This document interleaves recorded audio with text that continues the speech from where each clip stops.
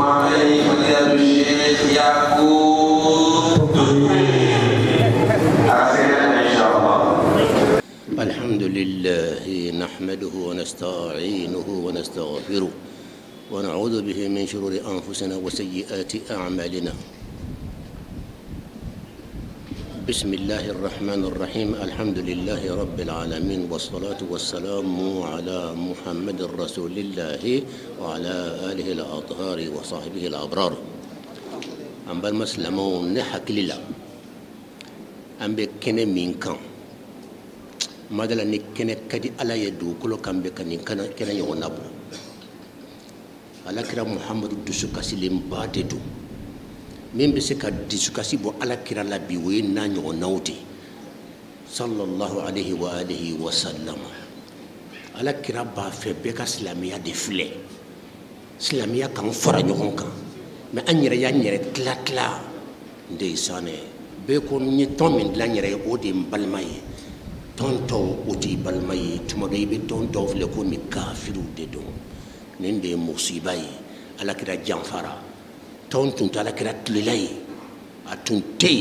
ما فو نيكو بداية يكما جوكو فون تافو بداية دو ما تونتي على كرا تللا ملة أبيكم إبراهيم هو سماكم المسلمين أم بي بدين كلمة منكو أتوقع دي كو سلامية إبالما فين إباك سلامية دفلي ما أم بتاسرا كلنا ودي أم كوسا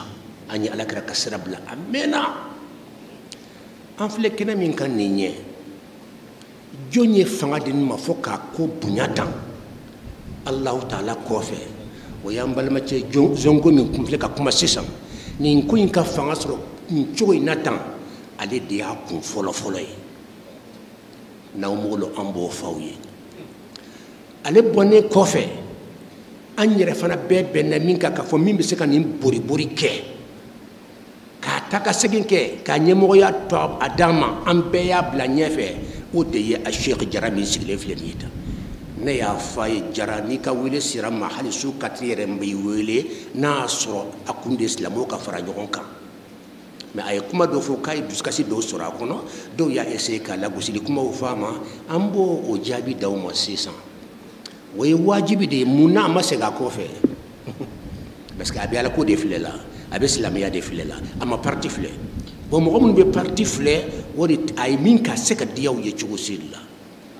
تاسراو دي بي ابيلي بلي باي سباي سنمو دوبا كما كو سلفيو دوبي كو الشيعه بون دوبي وكني تالا مي ام سكا فو جاتي دو نو يسوفيو يا طريقه تيغوي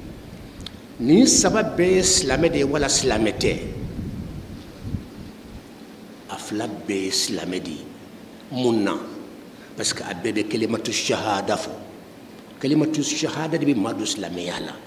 boy be moka islamé de fle folo sani ka fo kiba ka tasira fle munna na so ngala ka sunna de ko ala kra ko al muslimu akhul muslim ama fo tasira balma tasira o tala kra fi abada imana moy nabi kalimatu shahada fodron inaka balmiya ka jugun ka temi hadi fani ini mo be fani bala ka bokati baka al ukhuwatu al islamiyya al ukhuwatu ad diniyya a'zamu min ukhuwati ar rahimi donc tasira chayara anye sabafu ala o sabani amba fe kulon jong de do tasira be jama kuru fulade tasira kele wokle niya ye mu'tadiluna ubula تدريب جمع كنين سرو معتدلون وبولا وسطيون وبولا ما من كدين كنغو أما فعندو بارتيكولا أي فعندو إسلامية دلا أبيتوا كتاسرة لا أبي بارك إسلامية أتي تاسرة تو أتو لا غوسي أتو ككافرية ننتوي الوسطي على كرامكو بنين دلابي نكرا تاسرة لا نترى نفا تكي حرامية تاسرة تكي حرامية parce que tasra kera de kam ñon de me wasa ka baraka islamiyya fo ka islamiyya de blagné donc ma munum ben ci ko na tasra bela abi shi'a wala abi salafi wala sunam wala abi sufi wala minun ka ko kan no ka ko be kan no e ka ustaz maiga arbuna maiga sigilenye an ka ñe mo ba do de don mais e ka filɛ ndeysane la gosiliba i t'a mɛn abada don o don kɛlɛ aw ye kafiru ye aw ye mushriku de ye ka ɲɛgu mɔgɔw la o tɛ yen a bɛ kan ka bɛɛ fara ɲɔgɔn kan ka misiri in kɔnɔ yan subhanallah mais n'i y'a yɛrɛ a filɛ nin n'i y'a ta hali a tɛgɛ ma a bɛ tugu i kɔ ndeysane a y'a fɔ ko se nin kɔni a bɛɛ de ye nin ye tan k'a sɔrɔ ka n'a hakika lɔn dɛ man tawada'a lillahi rafa'ahu Allah a y'i majigin degré min na ala ye min yira ɲɛ bɛɛ ɲɛ b'a la sisan ala ye min kɛ a ka majigin de to a kelen tɛ dɛ karamɔgɔ fɛn fɛn n'i majigi ta anw ma jara ye wa jama min bɛ jara kɔfɛ ala ka limaniya d'an ma min bɛ zongo kɔfɛ ala de b'a lɔn donc sisan jamakuru ye façon fila de ye jamakuru kelen o kelen mu'tadiluna b'u la wasatiyuna b'u la minnu ka ko ka nɔgɔ an ɲɛ b'o caman na sa kɛnɛ kan mais dɔ wɛrɛ bɛ yen dɛ jamakuru kelen o kelen wulatu b'u la damatɛmibaga min tɛ nɔgɔya don diinɛ la abada a t'i ka silamɛya filɛ abada ka mago t'o la ale ko a ka parti de ye n'i b'a ka parti la e de ye silamɛ ye n'i ma don a ka parti la e ye kafiri de ye o de kɛlɛ bɛ ala ka limaniya d'an ma yaman bi ani iraq ala ka limaniya d'an ma shia ani sunnamɔgɔ u bɛ tile ka ɲɔgɔn faga e bɛ min faga la i b'a kɔnɔ ko kafiri don f'a dɔw b'a fɔ alahu akbar k'a sɔrɔ kelimatu shahada mɔgɔ de don a ye kelimatu shahada fɔ o kɔrɔ bɛ banni fa la i bɛ kan ka min faga i bɛ muhamadu kelen min kɔ a fana b'o de kɔ halisa i m'a to yen i bɛ kan ka min faga i bɛ kuranɛ kelen min kɔ a fana b'o kuranɛ kelen de kɔ halisa i m'a to yen kama i bɛ kan ka min faga i bɛ ɲɛsin kɔrɔ kelen fɛ a fana bɛ ɲɛsin o kɔrɔ kelen de la halisa e m'a to nin si kama parti ko kama parti ye mun de ye parti ye mun de ye parti ye Allahu Ta'ala ye fɛn min jigin o tɔgɔ ye ko silamɛya parti ye hadamadenw ye fɛn min dilan u yɛrɛ ye k'a tɔgɔ don da la o ye hadamaden ka fɛn dilannen de ye ala ye min jigin o tɔgɔ silamɛya ko parti bɛɛ ka taa o fɛ mais parti ye jɔn ye hadamadenw ye min dilan donc an bɛ taa sira kelen na o balimaya ani an bɛ silamɛya kelen na o balimaya juman ka girin bi ayi an bɛ taa parti kelen na o de balimaya ka bon o de y'a to dama bɛɛ bɛ min bɛ parti fan kelen fɛ o de bɛ taa ɲɔgɔn ka denkuluw la o bɛ taa ɲɔgɔn ka furusiriw la o bɛ taa ɲɔgɔn ka wajuliw la a banna o tɛ tɔw wele e dun ye mɔgɔw wele silamɛya tɔgɔ de la mun e tɛ tɔw wele parce que silamɛw de don i y'a kɛ parti ko ye musiba min bɛ dugukolo kan bi o de ye parti ko ye mais a faamutuma sera a bantuma sera k'a sababu ye kɛ an balimacɛ zongo ani jara o n'a ɲɔgɔnna ninnu an bɛ fɛn fɛn kunna n'i ye kuma dira minnu ma ninnu de y'a kun ka kunkolo ye an ka nin ko in ɲɛmɔgɔ min b'a ɲɛ min b'a bori bɛɛ kɛ k'a sɛgɛn bɛɛ kɛ k'a dɔn esansiw la ani gazuwaliw la k'a bori kɛ k'an bɛɛ wele a cɛ kelen sigilen filɛ nin ye tan nin de don ale de nin ko in ɲɛmɔgɔ ye an ko nin donni nin anw tɛ se k'an kun da kɔrɔ an bɛɛ lann'ale ka jara e de bɛ se ka nin kɛ bɛɛ sɔn cogo bɛ ala fɛ a fanga bɛ e dilan a bori se b'i ye o tuma an y'a ko kalifa ma bɛɛ ka fara a kan k'a dɛmɛ mais a yɛrɛ ko a ye problème dɔ sɔrɔ naam a y'o sɔrɔ jɔnw na al-ghulatu ye jɔnw ye an ko parti o parti mɔgɔ majiginnenw b'a la maa minnu bɛ diinɛ fɔ k'a nɔgɔya u tɛ diinɛ kɛ kɛlɛ diinɛ ye u t'a kɛ jelibɔ diinɛ ye o tɔgɔ ye wasatiyuna a bɛ sunnamɔgɔw la a bɛ shiaw la a bɛ sufiw la mais minnu b'a fɔ k'a gɛlɛya k'a sa danna fo ka taa sa an bɛ ɲɔgɔn faga yɛrɛ o tɔgɔ ye ko al-ghulat a bɛ taasira bɛɛ la donc f'an ka dɔn k'a fɔ taasira kelen o kelen jamakuru fila de don donc ale ye problème sɔrɔ jɔn ye minnu t'a fɛ ko silamɛw ka don da kelen fɛ non parti ko ka fanga don la olu b'a sɛgɛn e bɛ wuli cogo di k'e bɛ silamɛw fara ɲɔgɔn kan ko an ka silamɛya bila ɲɛ silamɛya balimaya k'an k'o filɛ kɛrɛfɛla balima an ye tantɔn min dilan yɛrɛ an k'o balimaya jɔ fɔlɔ an ka silamɛya balimaya filɛ n'a ko b'o kɛ bi minnu ka parti ko fa bɛ minnu ma minnu t'a fɛ ka silamɛ wɛrɛ sɔ dɔ ni ɲaw ka baara kɛ ɲɔgɔn fɛ olu bɛ fɛn bɛɛ fɔ a ma donc nin ye fɛn dɔ de ala ka limaniya d'an ma an k'an kɔlɔsi inna diina inda allahi islam diinɛ min bɛ ala fɛ a tɔgɔ ye silamɛya bɛɛ ka silamɛya bila i dusukun na mɔgɔ mɔgɔ ni silamɛ don kana juguya a f'i balima de don parti ko kana to i ka ɲɛgɛn o la abada o de y'a to al-imamu ahmad ibn hanbal don o don a ko karamɔgɔba 6 bɛ yen ale bɛ duwawu k'u ye don o don ahmad ibn hanbal karamɔgɔba 6 bɛ dunan kɔnɔ a ma dan sɔrɔ k'a lɔn ne la a bɛ duwawu k'u ye shafi'i bɛ wolo la k'a sɔrɔ ka taa sira tɛ kelen ye Ahmad ibn Hanbal aka tasira be, Shafi ka tasira be, mais domodo abe duwaw ke Shafi est-ce que an karamɔgɔ baw dama be kala ɲɔgɔn ɲɛ duwaw kala ɲɔgɔn ɲɛ na est-ce que ni bin tasira la o ni fe ɲɛmɔgɔ ye ni fana ye fe tasira ɲɛmɔgɔ ye est-ce que o be duwaw kɛ ɲɔgɔn ye o tadi do ɲɔgɔn na kuma tɛ ka duwaw kɛ ɲɔgɔn ye k'a sɔrɔ domodo Ahmad ibn Hanbal ako mɔgɔ wɔɔrɔ be k'ale be duwaw ko o mɔgɔ wɛrɛ ye domodo kelen tɔgɔ ye Shafi Shafi dun ka mazhab ale ka mazhabu différence b'u ni ɲɔgɔn cɛ komi an b'a fɛ ka kuma surunya de Ala ka limaniya d'an ma an bɛ kuma dayɛlɛ ni juma ye o de min filɛ ka daminɛ nin ye an kana dago dɔrɔn ma an bɛɛ ka layidu di Ala ma silamɛya balimaya Ala an t'i janfa an bɛ fanga don a la kuranɛ yɛrɛ ko jɔnw ye balimaw ye innamal mu'minuna ikhwa a ye mumunu de fɔ a ma taasira fɔ mɔgɔ si tɛ yen n'i bɛ se ka fɔ i ka taasira bɛ kuranɛ kɔnɔ a tɛ yen an ye fɛn mun dilan n yɛrɛ ye ka silamɛya ɲini ka bɔ yen k'an ka taasira bila a nɔ la fo an dɔw b'a fɔ an ka tɔn donkan k'o ye silamɛya donkan ye kalimatu shahada o de bɛ maa don silamɛya la e fana ka tɔn donkan bɛ yen i ka tɔn donkan bɛ yen o bɛ daga o mɛ n'i ko e ka tɔn donkan o de ye silamɛya donkan ye n'i y'o de kɛ i donna silamɛya la i ye Alahu janfa i ye Alakira Muhamad janfa kalimatu shahada o de bɛ maa kɛ silamɛ ye mɔgɔ mɔgɔ ye kalimatu shahada fɔ i ji ye i kana miirijugu miiri a tigi la abada k'a bɛ parti wɛrɛ la an bɛ kuma surunya tan ka ɲini Alahu taala fɛ diinɛ ni Ala k'a dɛmɛ fɛn fɛn bɛ kan ka diinɛ nin dɛmɛ Ala k'a bɛɛ lajɛlen dɛmɛ an balimacɛ zongo a ye duwawu k'a ye a ye kuma belebele fɔ dɛ an bɛɛ tun bɛ kuma da cɛ ni min ye lɔnnikɛla hakika min ni hali taara Maka a bɛ fɔ a ma lɔnnikɛla dɔ i taara Égypte a bɛ fɔ a ma lɔnnikɛla dɔ a y'o de tagamasere fɔ an ye sisan bon donc sisan a ye lɔnnikɛla jumɛn de fɔ an ye fo an k'an ɲɛ yɛlɛ an kan ka tugu karamɔgɔ minnu kɔ ka sɔn u ye fo ka taa saya si ma a y'o fɔ an ye ka ban a bɛ fɔ o ma ko lɔnni karamɔgɔw n'u bɛ hali lɔnnikɛlaw cɛla lɔnnikɛlaw bɛ sɔn u ye o de don ani kuma karamɔgɔw tɛ kelen ye n'i ma se ka nin fila bɔ ɲɔgɔn na a tɛ se ka ɲa donc an ka jamana kɔnɔ kuma karamɔgɔw de kɛnɛ min na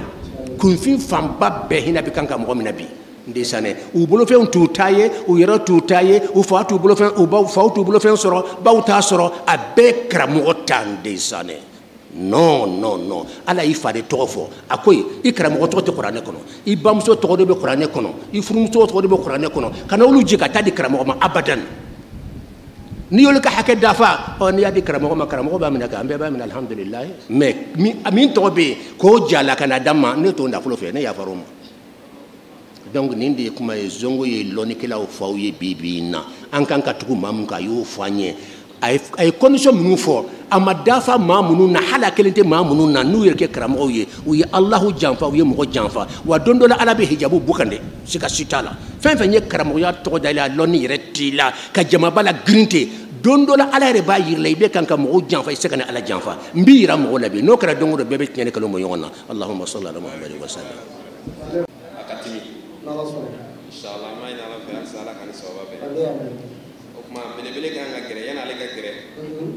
an bɛna maa fila wele olu bɛ mudakala kunkurunin kɛ miniti kelen kɔnɔ miniti kelen de b'u bolo ka mudakala la o mɔgɔ fɔlɔ ye Fadilatu Sheikh Makasuba an b'a ɲini a fɛ a ka gɛrɛ miniti kelen b'a bolo mudakala b'a bolo sarawa yana ka se kɛnɛ kan an b'a namu fo alimamu ka misiriw bila ka safo fitiri to yen ka safo to yen ka na seli an fɛ walahi alimamu dantaw la Ala ka n'aw sara hɛrɛ la dɔw bɛ tafsiriw kɛ u y'a to yen dɔw bɛ fiqhu kalan misiri u y'a bɛɛ to yen mais nin ye umra kɛnɛ de ye Ala ka n'aw sara hɛrɛ la inshallah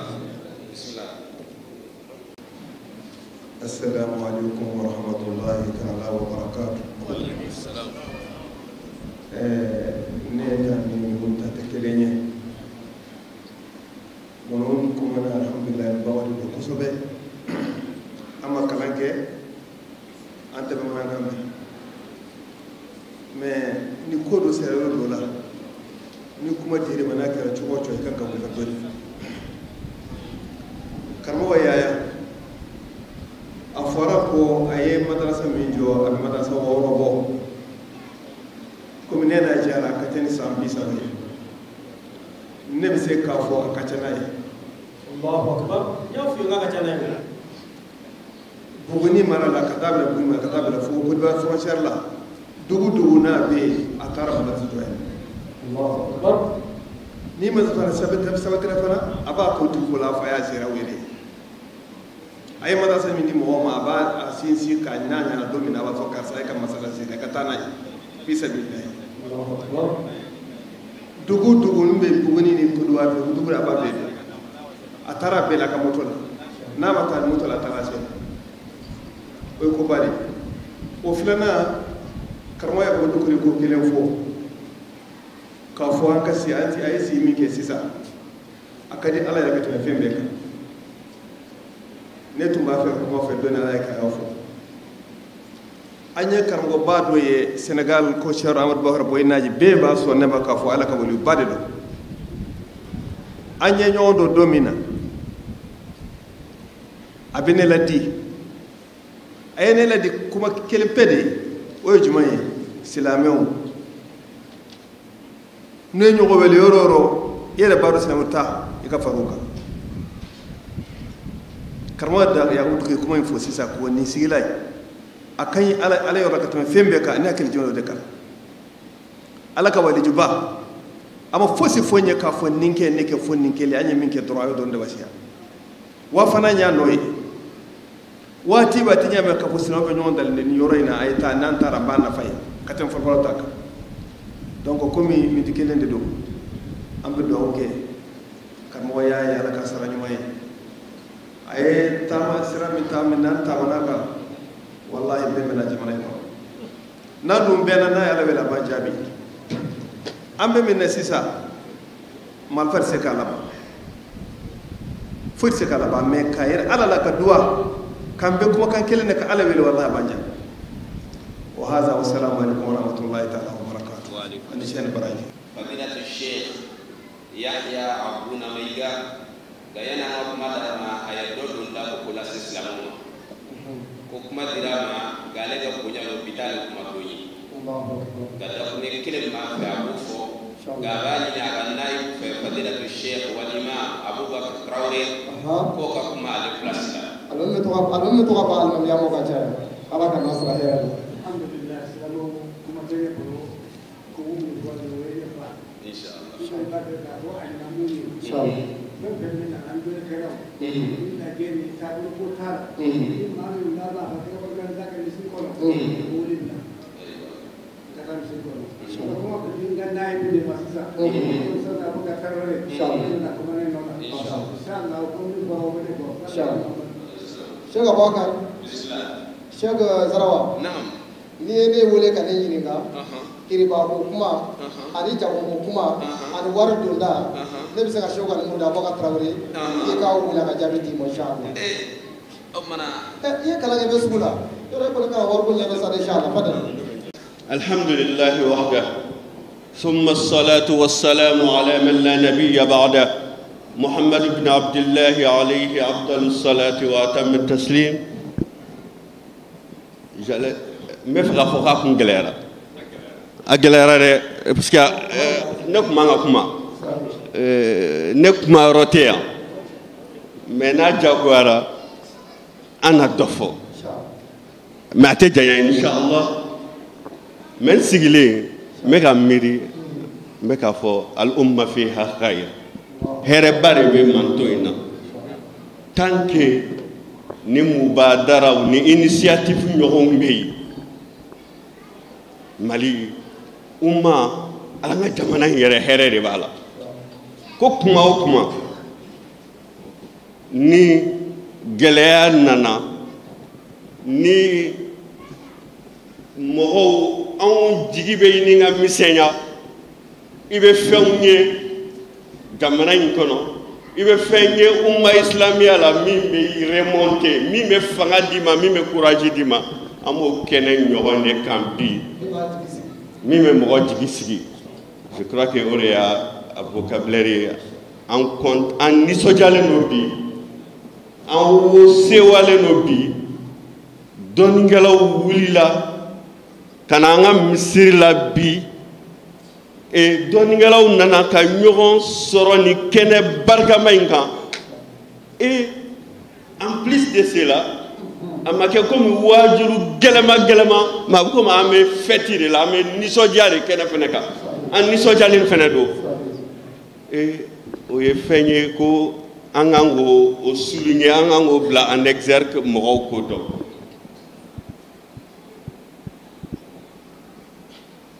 Kuma ka gɛlɛn, surtout n'a fɔra k'i ka kuma ni jamakulu ni ɲɔgɔn cɛ. O la surtout kuma bɛɛ lajɛlen fɔra ka ban, an bɛ dugawu de kɛ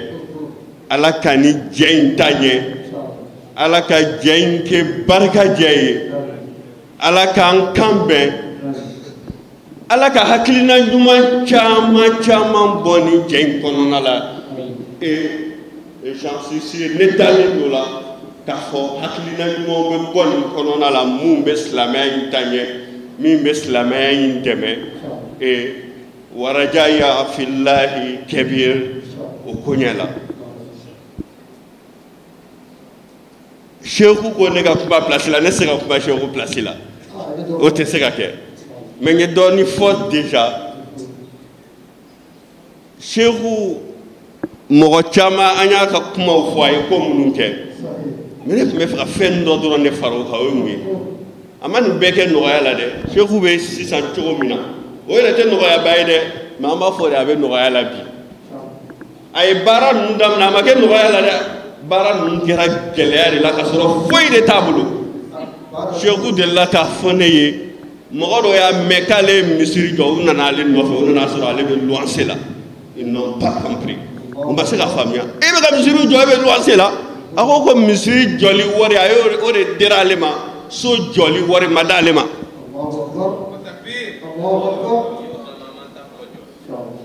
Voilà, a ma kɛ nɔgɔya la dɛ. A yɛrɛ ma dɔ fɔ n ye, n tɛ n'o fɔ, o fana ka gɛlɛn ni luwanse yɛrɛ ye. Voilà, Cheikhu ye gɛlɛyaw de kɛ fo ka na se walahi alhamdu nɔgɔyaba tɛ nin ye dɛ, mais alhamdulillah bi ye nɔgɔya ye, baara in bɛɛ ma kɛ nɔgɔya la. N tɛ kuma janya, n bɛ fɛ ka min fɔ ka fɔra o kan, nin kuma tɔ kan, o tun ye n yɛrɛ ka haminako ye, mais an ka misiri haminako don. N'an ye nin kɛnɛ nasɔnya sɔrɔ, ne bɛ fɛ k'o kuma lase, o ye mun ye? O ye a bɛ san 2 ɲɔgɔn bɔ an ka misiri hamina k'a fɔ surtout kaloba min bɛna na sisan n'o ye heure sunkalo ye, a tɔ man ca kosɛbɛ, n'a Ala k'a jira an kɛnɛ la, ko Rasulul Islam sallallahu alayhi wa sallam a ma deli ka dugawu kɛ ko ka dɔ fara a si kan, mais k'a tun bɛ dugawu kɛ Allahumma ballighna Ramadan, o tun ye dɔ fara si kan de. Ala i ka sunkalo jira an na. A tun b'o dugawu kɛ ko mais a ma deli ka dugawu kɛ ko si ka Ala ka dɔ fara si kan, mais sunkalo a tun b'a ɲini Ala fɛ Ala ka sunkalo jira a kɛrɛ la. Alors sunkalo in cadre kɔnɔ an ka misiri in hamina,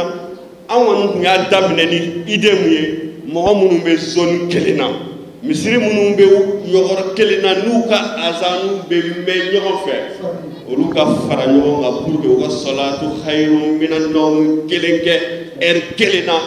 O la sunbagatɔ tɛ ɲininkali min bɛ to ka k'an ka sun na, i b'i ka sun don ni jɔn ka salatu khairu minan nawm ye pour que o kuma ka bɔ yen, o ɲininkali in ka bɔ yen. Anw ye hamina, a bɛ san 2 bɔ sisan, misiri minnu bɛ zone kelen na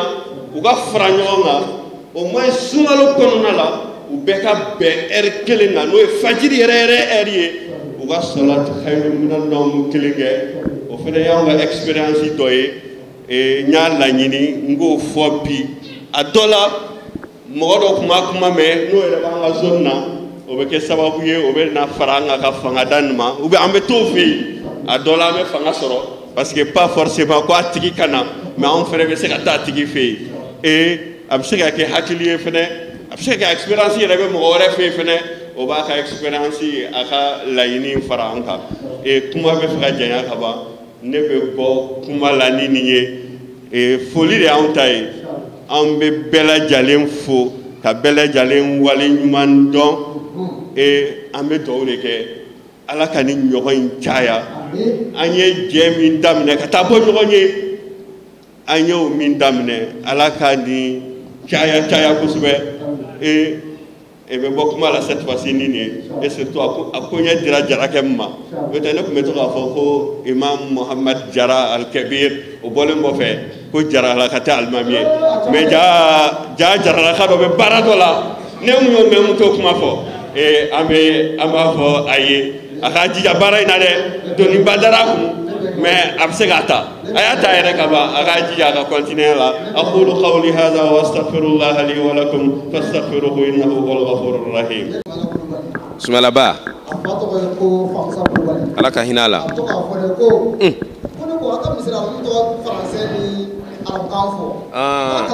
almam VIP ali sisa ya chama fo ayi في مدينة المنورة صربون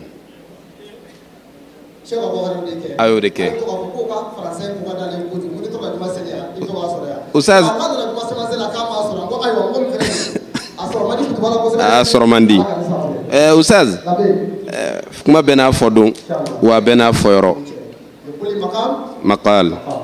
أما المامون دو جمانا كوناني وبسرقة من كشايا gani almami be sarakari di ka caya dine bara caman be ni cɔkɔrɔba in a kelen bɛ ka kɔkɔrɔma don ka sɔrɔ mɔgɔ t'a kalama dɛ o kumana an bɛ da o yɔrɔ in na a bɛɛ kana fɔ o kumana ale almami ale b'a di de ale t'a minɛ ala k'o ɲɔgɔnnaw caya almamiw na o kumana seli wagati sera inshallah an bɛ kuma jɔ nin yɔrɔ la ka seli ni seli banna an bɛ duwawu kɛ ne duwawu banna an bɛ sɔrɔ ka dumuni kɛ ka sɔrɔ ka jama labila o temps kɔnɔ an balimakɛ dɔ ye laɲini ba dɔ kɛ président ko k'a yamaruya o de ye ko ɲininkali kelen b'a bolo k'u ka sabali an ko ɲininkali kelen kɛ an ka cɛkɔrɔba an b'a fɔ kosɛbɛ a man kan an ka na nin kɛnɛ in ka bi su in na an ka taa k'a sɔrɔ a ma foyi fɔ yan parce que Yaya Mayiga ale ye suna cɛkɔrɔba min ye suna karamɔgɔ min don a bɛ min fɔ a da la a b'a dusukun na ni bɛɛ lajɛlen kɛra o cogo la ni ala sɔnna laɲini min b'an na o bɛ ɲɛ parce que an bɛ quartier kɔnɔ anw ka faamuya ye tasawufu sira de donc ale ka faamuya ye sunna sira ye mais o ma bali a y'an bɛɛ fara ɲɔgɔn kan ne yɛrɛ min filɛ nin ye a delila k'an bila ka caya an bɛ misiri in saliya donc an b'a fɔ o jɔyɔrɔ la ala k'a nasara ɲininkali filanan b'o ɲɛsin denkɛ ma n'o ye jongo ye a bɛ kuma ni force ye kosɛbɛ kosɛbɛ ala k'an bɛɛ sababu ma n den dɔ n yɛrɛ ka foli b'a ye kosɛbɛ wasalamu alaikum wa rahmatulahi wa barakatuh an bɛ aw bɛɛ lajɛlen fo an ye ɲɔgɔn sɔrɔ ya silamɛya kanu kama an bɛ dugawu kɛ ala ka dɔ fara o kan nin kɛnɛ ninnu ɲɔgɔnnaw na hadisa dɔ bɛ muwatta kɔnɔ kuma bɛ ne bɛ to ka segin a kan fi الحديث القدسي يقول الله سبحانه وتعالى ثبتت وفي روايات وجبت رحمتي وجبت محبتي للمتحابين فيا والمتجالسين فيا والمتزاورين فيا والمتفاضلين فيا واتين كونا شيخ سيد جونغو كو سافو واتي تا ko minuit la do minti ke ka ko minti ke ka tiaya ami ya fanya no ko aya to ga do ni foya ne bu di feka kuma nga ami kuma fara nyonga wala sa nga bo kuna fununa ambalo ke mi mbura sa ka yini ngale ke don ba kanuni wallahi ne bi Cheikh Yakubu doni ko ye mi Seydou Jongo doni ko ye semaine passée sibiri temene ne de ye Cheikhu wele ngo mena ta ci la Seku doni ba welelen do akadien kata ay gazwal bo ayra kuma ande mena Seku ka kateme sizaninga diko de be fo ke mas ne sinjante ko masine andara shiye no an de fo le ala ko ko a war bora le kuma ne mimi ka kuma ni ne karamɔgɔ tɔgɔ mɛn ni ma t'i lajɛ n t'i lafiya ne bɔra Bamakɔ ya ka taa dɔgɔkun kelen kɛ Seku Buye ka zawiya la wallahi ala n sɛrɛ dɔnnibaw kanu o de ko do quoi Seku ka hayatu Cheikh Yakubu ne y'a dɔn a mɛnna mais ma gɛrɛ a la joona n gɛrɛ la la min ka san 6 sɔrɔ o la kaba bɛ se ka so min k'a ka kitabu suit n b'a ka émission lamɛn kosɛbɛ alhamdulillah ne ye sɛbɛnni kɛ a kan منه الشكور في ترجمة الشيخ يعقوب الدكوري بيتو كمان عن بيتو بسبب ورا الشيخ يكتبوا منو نقلا نبي منو شيرما نبي منو تقوى يمين شاما يمينونا كتابو كمان فلا عن كو ma bayna muzakkira wa kitab a caman édition kelen don a tɛna mɛn sisan denmisɛn dɔ bɛ yan ko Mohamed Dem a ka livre bɔra la biographie de Cheikh Yacoub a dédicace bɛna kɛ sisan a tɛ mɛn inshallahu ta'ala an bɛ sɛbɛnni wɛrɛ nata a ka se ka kɛ quoi donc ɲɔgɔn kanu in de don ala ka lemaniya d'an ma ala ka sabu ɲuman k'an ye wassalamu alaikum wa rahmatullahi wa barakatuh wa alaikum salam ay sabali an balima silamɛw Cheikh Zongo kuma na ni kalaya de ye ani kankɔrɔta tɛ kelen ye non non non fo k'a fila bɔ ɲɔgɔn na harara ale ye nɔrɔ dɔ de ye a bɛ dusukun kɔnɔ n'i bɛna kuma n'a kalayara dɔrɔn i b'a ye a bɛ kalaya de e b'a kɔnɔ k'a yɛrɛ de y'a wuli a kama a yɛrɛ tɛ abada a bɛ sikala batu min kɛ batu bɛ na ni nɔrɔ ye de nurun ala nur n'o nɔrɔ in kalayara dɔrɔn i bɛ i ka kumakan bɛ taa fo sanfɛ mɔgɔ b'a kɔnɔ k'i yɛrɛ de y'a wuli a kama k'i kan kɔrɔta k'a sɔrɔ e yɛrɛ t'a kalama n b'o fɔ aw ye o ye hakika de ye et puis ni nɔrɔ y'i bila kuma la ni m'i kan kɔrɔta a ka kuma donna maaw la cogo min na n'a tun y'a jigin a tɛ don mɔgɔ la ten sallallahu salim